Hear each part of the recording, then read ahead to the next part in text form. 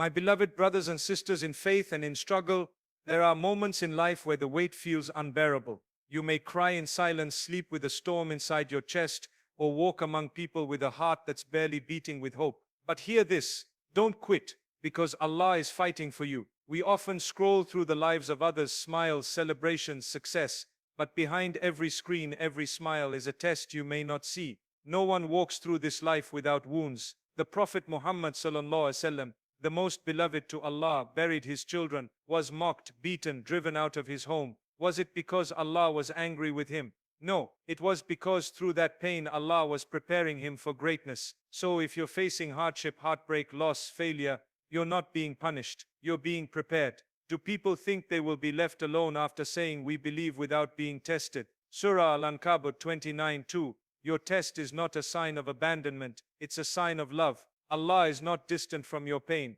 Indeed, Allah is with those who are patient. Surah Al-Baqarah 2:153. Not watching from afar but with you. That means when you're breaking down, crying at 2 a.m., unable to explain your pain to a single soul, He is there, closer than your jugular vein. He sees what no one else sees. He knows what you're not saying, and He's already preparing the relief before you even ask. Life is not meant to be easy. Every single human being walking on this earth is carrying something heavy, whether it's visible or hidden deep inside. Some carry grief like a shadow. Others walk through the world with silent anxieties, financial stress, broken families, health issues, shattered dreams, or uncertainty about the future. It doesn't matter what background, status, or level of religiosity a person has. Everyone is fighting some kind of battle. And it's in those very battles that we discover who we are, and more importantly, who Allah is to us. Sometimes we assume that once we believe in Allah, once we pray, once we try to do good,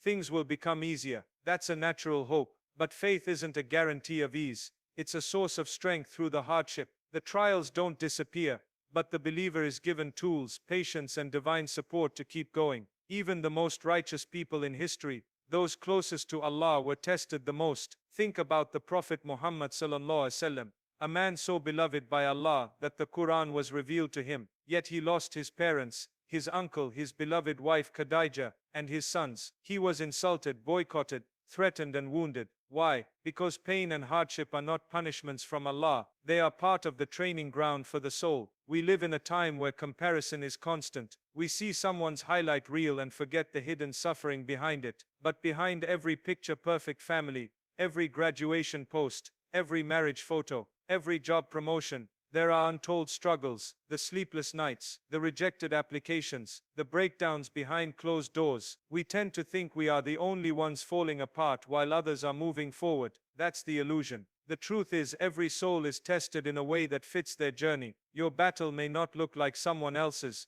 but it is just as real and just as significant in the sight of Allah. When a person feels overwhelmed, lost, or broken, it's not because they're weak, it's because they're human. Even the prophets cried out to Allah in desperation. Look at Prophet Ayub Job alayhi salam, who was struck with disease, lost his wealth and lost his children. Yet he said, "Indeed, adversity has touched me, and you are the most merciful of the merciful." He didn't hide his pain. He turned it into a prayer. That's what hardship does. It brings you face to face with your dependency on Allah. The battlefield of life is not where you prove your strength, but where you discover the strength Allah placed inside you. And it's in your weakest moments that your greatest potential can emerge. When the world sees failure, Allah sees growth. When the people around you stop understanding, Allah remains closer than your own breath. He knows every thought, every tear, every fear you carry. Nothing is hidden from Him. When you're in the middle of a storm, when everything seems to be going wrong, it's easy to feel like you're alone. You might feel like no one truly understands what you're going through. The world continues around you.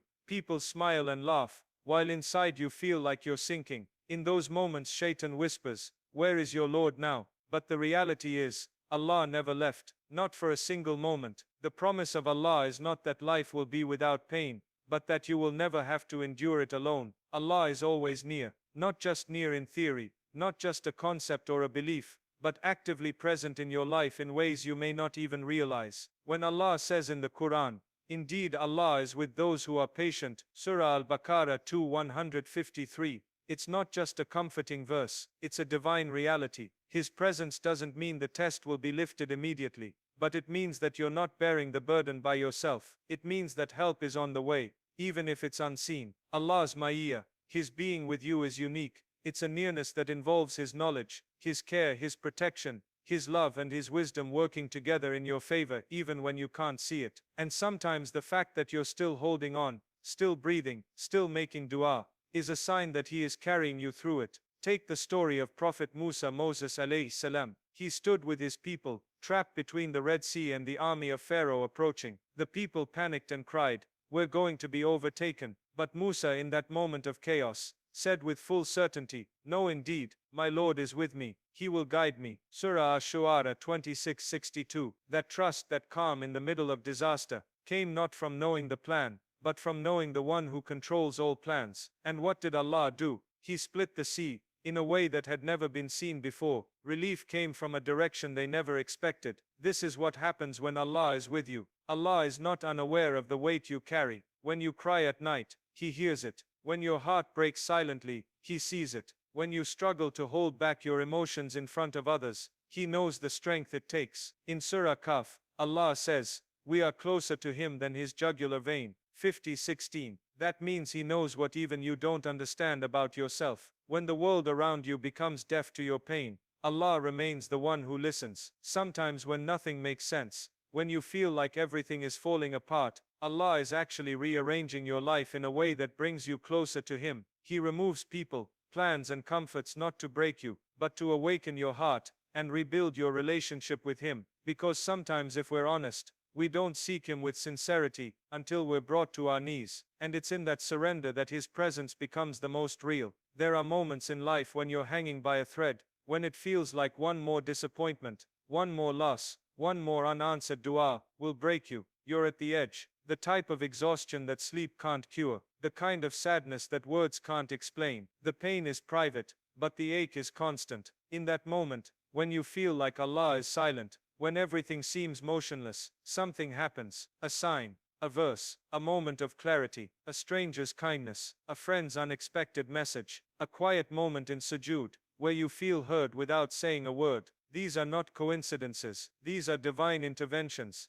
Allah sending you signs that He sees you, that He hasn't forgotten you, and that relief is near. Allah knows the exact point where you begin to break. He knows how much you can handle, and exactly when to send you relief. He knows the dua you've made in desperation, the one you whispered while wiping away tears, and the one you didn't even have the strength to voice aloud. Allah is not just aware of your struggle, He is managing it with precision. He times the opening of doors when you least expect them. He delays certain things not to hurt you, but to protect you from settling for less than what you truly need. Sometimes His no is actually a greater mercy than the yes you were begging for. Think about the story of Hajar, the mother of Ismail alayhi salam. She was left in a barren desert with her infant, no water, no shelter. She ran between the hills of Safa and Marwa 7 times, desperate for any sign of help. Imagine the fear in her heart, yet she didn't give up. She kept moving, she kept believing, and just as she reached the point of complete exhaustion, Allah sent Jibreel to strike the earth and bring forth Zamzam water in the middle of a lifeless desert. Relief came when she least expected it,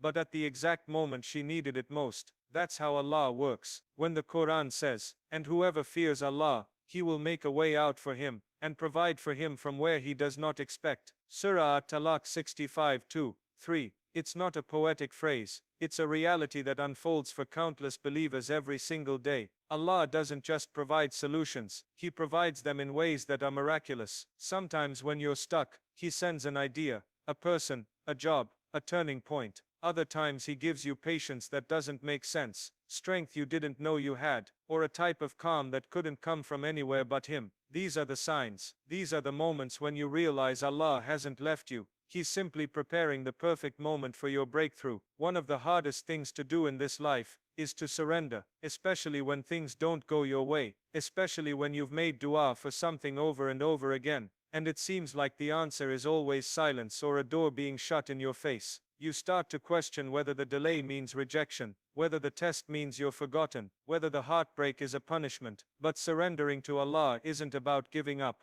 It's about giving in. It's not passive. It's the active decision to trust that Allah knows what you don't, sees what you can't, and is working behind the scenes in ways far beyond your understanding. So many times, We cling to our own plans. We assume we know what's best for our future, for our relationships, for our happiness. But the truth is, we only see the moment. Allah sees the entire picture. You might want something so badly, a job, a person, a dream, and when it slips through your fingers, it feels like your world is falling apart. But Allah knows what that job would have led to. He knows what that relationship would have cost you. He sees 10 years ahead when you're only looking at today. What you call delay or denial is sometimes His divine redirection. Think of Prophet Yusuf alayhi salam. As a child he was thrown into a well by his own brothers, sold into slavery, wrongly accused, and imprisoned for years. From the outside it looked like a life full of setbacks and closed doors. But from Allah's view, every single step was leading him closer to a greater purpose,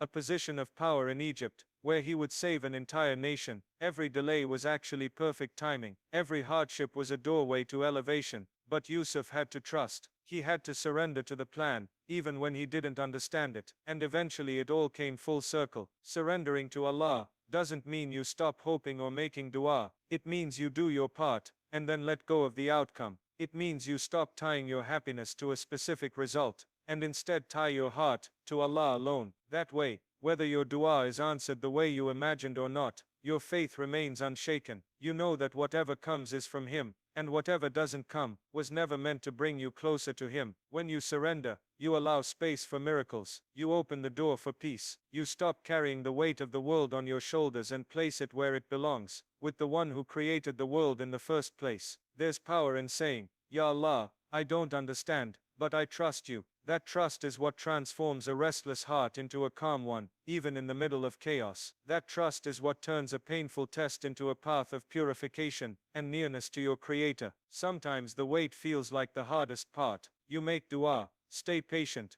do everything within your power, and still the thing you want doesn't come, or it comes, but not in the way you imagined. You start to wonder if your patience has gone unnoticed, if your silent tears have evaporated into nothing, if your broken heart is being ignored. But what you don't see is that every second of patience is being recorded, every struggle is being counted, every moment you choose sabr over despair is a moment of elevation in the sight of Allah. Nothing is wasted with Him, not a sigh, not a single tear, not a single whispered prayer in the depths of the night. Allah is Al-Shakur, the most appreciative. That means even your smallest acts of endurance are seen, valued and rewarded beyond measure. The period of waiting is not a pause in your life, it's a phase of preparation. Just like a seed grows in silence beneath the soil, before breaking through the surface, your soul is growing in the quiet. You're being shaped, you're being refined, you're being made ready for the blessing you asked for. Because the truth is, sometimes the thing you're asking for is already written for you, but you're not ready for it yet. And Allah, out of His mercy, delays it until your heart, your mindset, your character, and your faith are strong enough to carry the weight of that blessing, without it breaking you. Think of Maryam alayhi salam. When she was chosen by Allah, honored above all women, her journey didn't start with ease. It began with isolation, confusion and pain. She was given a child without a man, something that would shake society and shatter her sense of security. Yet in that moment of fear, Allah reminded her not just of the miracle she was carrying, but also of the provisions He had placed along the way. And shake the trunk of the palm tree toward you, it will drop upon you ripe fresh dates. Surah Maryam 19:25. The dates were already there, waiting for her. The relief was always near. She just had to take the step and trust. Your blessing is like that too. It's not lost, it's not denied, it's simply being prepared for you, or you're being prepared for it, and sometimes both. Allah doesn't forget His promises. He tells us in the Quran, Allah does not fail in His promise. Surah Aram 36. If He has placed something in your heart,